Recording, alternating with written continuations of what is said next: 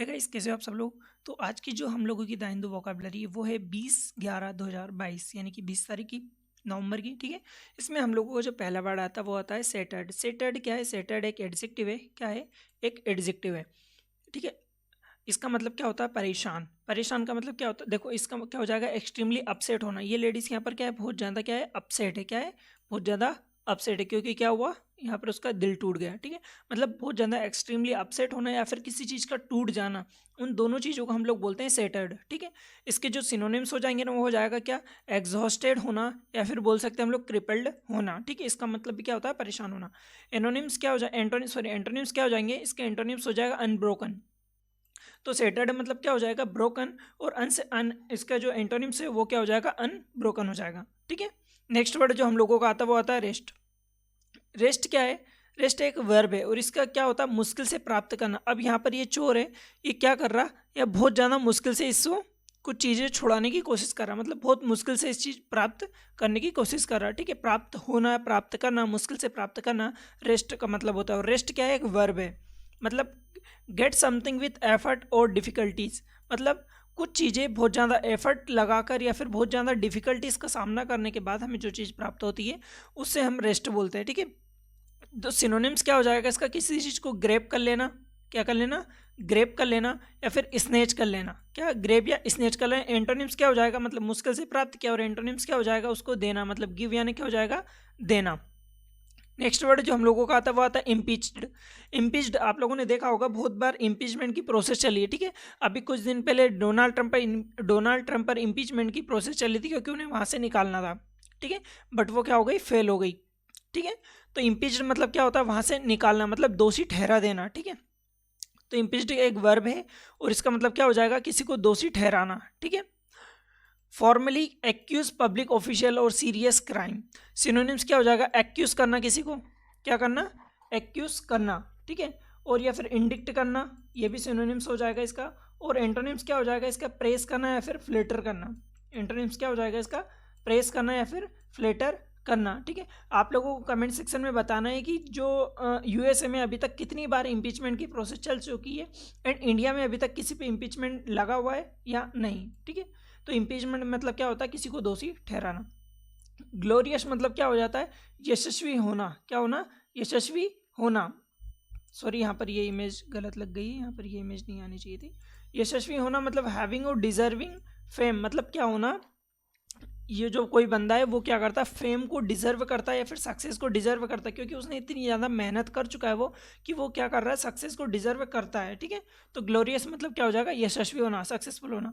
तो रिनाउंड इसका जो सिनोनिम्स हो जाएगा वो क्या हो जाएगा? रिनाउंड होना या फिर इमिनेंट होना।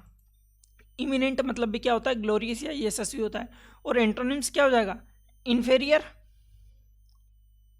इन्फीरियर जो सक्सेसफुल नहीं है, इन्फीरियर अनसक्सेसफुल को हम इन्फीरियर बोलते हैं। ग्लूमी होना, याद रखना, ग्लूमी और ग्लोरियस। तो ग्लूमी क्या है? इसका एंटोनिम्स है। और ग्लोरियस यशस्वी होना, और ग्लूमी मतलब अनसक्सेसफुल हो जाएगा। Immigrants.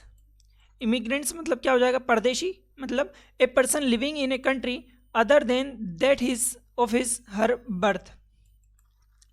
A person living in a country other than that of his birth, मतलब जहाँ उसका बर्थ हुआ वहाँ पर नहीं रह के वो किसी और देश में क्या हो रहा है? स्थायी तरीके से रहता है, तो उसे बोलते हैं हम लोग इमिग्रेंट्स बोलते हैं। ठीक है, सिनोनिम्स क्या हो जाएंगे? सेटलर्स हो जाएंगे या फिर फॉरेनर्स हो जाएंगे। क्या हो जाएंगे? फॉरेनर्स। तो आप समझते हो कि एक देश से जो दूसरे देश में जाता है, मतलब अगर किसी का बर्थ इंडिया में हुआ और वो अगर यूके जाके रहता है तो वहाँ पे लिए इमिग्रेंट हो जाता है। ठीक है, तो उसको बोलते हैं हम परदेसी। एंटोनिम्स क्या हो जाएगा? नेटिव। नेटिव मतलब अगर इंडिया में जन्म हुआ तो इंडिया में ही रह रहा है, और नेटिव प्लेस कहाँ है उसका? इंडिया है। लोकल। ठीक है, और नेक्स्ट वर्ड जो हमारा आता है ब्लीक। ब्लीक मतलब निराशपूर्ण, ऐसी जगह जहाँ पर सब कुछ उजड़ चुका है, कोई नहीं रहता, बहुत ज़्यादा बैड। Not encouraging.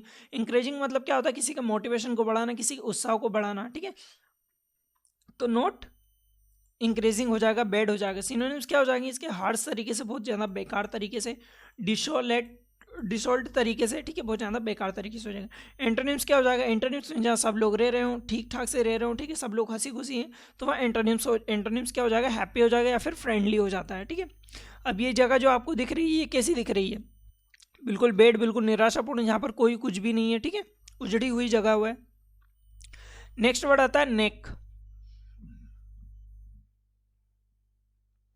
क्या आता है नेक्स्ट वर्ड नेक। नेक क्या होता है, एक नाउन होता है। क्या होता है, नेक नाउन होता है और इसका मतलब होता है कुशलता। कुशलता का मतलब क्या है, डिफिकल्ट चीज को भी, मतलब एक ऐसा पर्सन जिसको शौक हो डिफिकल्ट, मतलब जो चीज कठिनाई हो उस चीज को करने का शौक हो। अब ये लड़का क्या कर रहा है, लाइक इसके पास ये रेजर, ये अंगली पर क्या कर रहा है, इस चीज को घुमा रहा है। क्या कर रहा है, इस चीज को घुमा रहा है, तो इसको बोलते हैं हम लोग नेक। कुशलता, टैलेंट है उसमें कि वो इस चीज को घुमा पाता है, ठीक है। एक उंगली पे कोई फुटबॉल से घुमा लेते हैं, ठीक है, तो वो टैलेंट होते हैं। कैपेबिलिटीज है इसमें, कैपेबिलिटीज। और एंटोनिम्स क्या हो जाएगा, इनेबिलिटी, मतलब तुम हम ये नहीं कर सकते। इम्पेटनेस, मतलब ये भी हम जो चीज़ को जो है वो नहीं कर सकते, इम्पेटनेस हो जाएगा।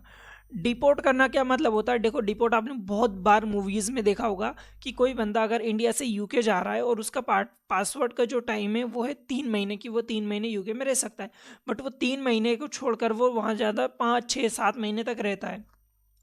तो जब वहाँ के जो ऑफिसर्स हैं उनको पता चलता है कि इस बंदे का जो पासवर्ड है वो सिर्फ 3 महीने के लिए एलिजिबल था, वो ज़्यादा दिन के ले रहा है, तो वो लोग उसको क्या करते हैं, डिपोर्ट कर देते हैं। डिपोर्ट मतलब उस चीज यूके से उसको कहाँ कर देते हैं, इंडिया भेज देते हैं। डिपोर्ट कर देते हैं मतलब निकाल देना, ठीक है, निकाल देना, एक्सपेल कर देना। सिनोनिम्स क्या हो जाएगा, बैनिश करना या एग्जाइल करना। बैनिश करना या फिर एग्जाइल करना होता है। एंटोनिम्स क्या हो जाएगा, एडमिट हो जाता है। एडमिट मतलब लेना, ठीक है। अब ये लोग क्या कर रहे हैं, आईएसी क्या कर रहा है, इन ये जो लड़की, ये क्या पासवर्ड इसका अब खत्म, एक्सपायर हो चुका था उसकी डेट, तो ये क्या कर रही है वहाँ पर, वीज़ा की डेट, तो ये क्या कर रही है वहाँ पर, अब इसको डिपोर्ट कर रहे हैं, ठीक है।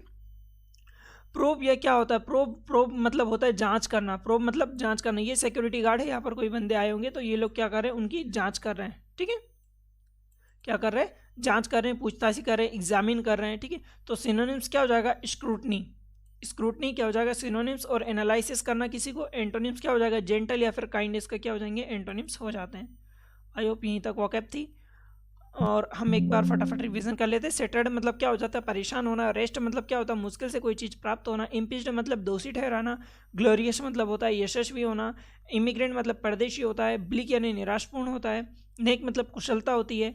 डिपोर्ट मतलब किसी को निकाल देना, अपने एक देश से निकाल देना। प्रूव मतलब जांच करना, ठीक है। आई होप आप लोगों को ये वर्ड याद हुए होंगे। अगर कुछ भी सीखने को मिला हो तो प्लीज़ लाइक शेयर सब्सक्राइब करना मत भूलिएगा और कमेंट जरूर करिएगा।